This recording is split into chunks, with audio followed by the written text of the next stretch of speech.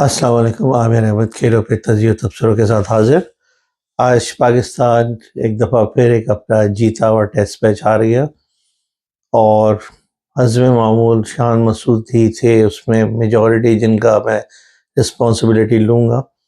एक ऐसा मैच जो पाकिस्तान बआसानी साउथ अफ्रीका को हरा सकता था। शान मसूद की नातजुर्बेकार कप्तानी की वजह से पाकिस्तान ये मैच हार गया। लेकिन हम शान मसूद को भी सिर्फ ज़िम्मेदार नहीं ठहरा सकते। पाकिस्तान की बैटिंग इंतहाई नाक़िस रही और अब काफ़ी अरसे से देखने में आया कि सेकंड इनिंग में तो इनसे लगता है कि बैटिंग ही नहीं होती। तो पाकिस्तान ने जब लाहौर टेस्ट जीतने के बाद जो एक डिफेंसिव डिसीजन लिया वही उनके गले पड़ गया। आपको जब ये आप देख रहे हैं कि आपकी इस वक्त जो स्ट्रेंथ चल रही है टेस्ट के अंदर वो स्पिन ट्रैक है, तो आपको स्लो टर्निंग नहीं बनाना था। स्लो टर्निंग आप पहले भी बनाते रहे, जब जब से नोमान और साजिद आए हैं उसमें आपका मसला ही रहा।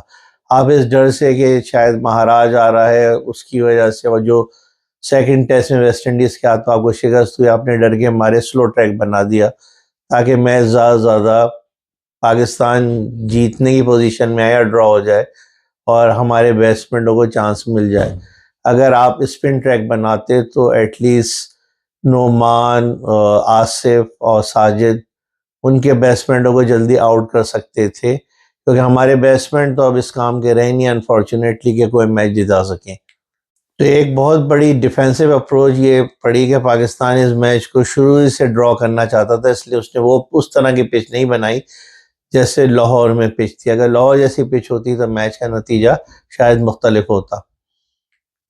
और इस पे पाकिस्तान को शुरू से एडवांटेज रहा। पाकिस्तान ने टॉस जीता। टॉस जीतने के बाद एक मतलब टॉस आप इस तरह की विकेट पे, ठीक है स्लो टर्नर था लेकिन फोर्थ इनिंग में बैटिंग मुश्किल होती है, तो उसमें ये था कि आपको एडवांटेज मिल गया जिसका आपने इतना अच्छा फ़ायदा नहीं उठाया, क्योंकि विकेट कोई इतनी ज़्यादा उसमें टर्न नहीं हो रहा था।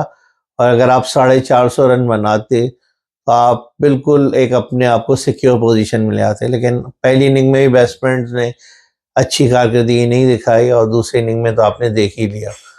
फिर एक जो टर्निंग पॉइंट जो मैच का ये हुआ था कि जब आप देख रहे थे सेकंड इनिंग के अंदर साउथ अफ्रीका की 7 विकेटें गिर गई थी और वो तकरीबन 100 प्लस रन पीछे थे, और आपके बैट्समैनों, आपके जो बॉलर्स को वो बिल्कुल खेल ही नहीं पा रहे थे, विकेटें भी गिर रही थी।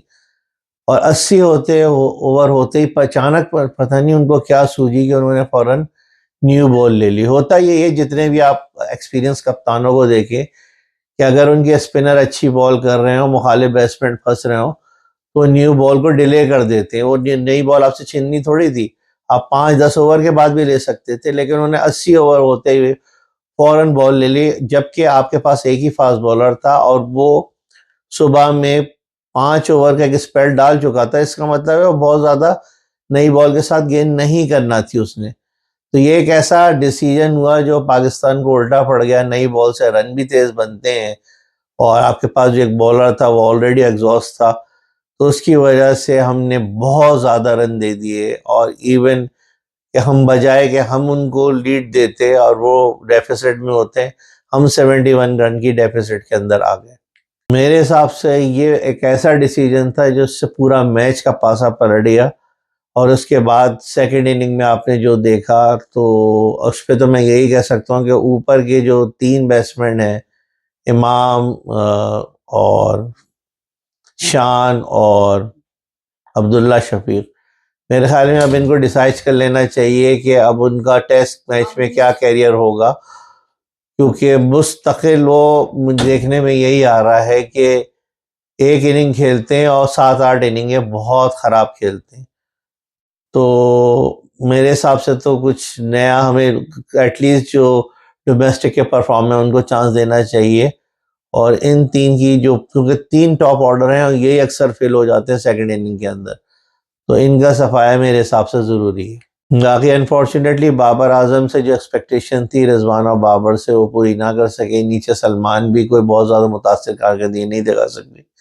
और हमारी टेल एंडर्स तो बिल्कुल ही पुराने ज़माने की टेल एंडर हो गई है, जो कुछ भी कंट्रीब्यूट नहीं कर सकती। ऑल एंड ऑल मेरे हिसाब से ये मैच पाकिस्तान जीता हुआ था, लेकिन एक पहली दिफाई हिकमत अमली कि आपने इस तरह की विकेट बनाई, फिर उसके बाद आपने क्रूशल मौके पे नई बॉल ले ली जो नहीं लेना चाहिए थी, और बैट्समैनों ने जो किया वो सबके सामने हाजिर है।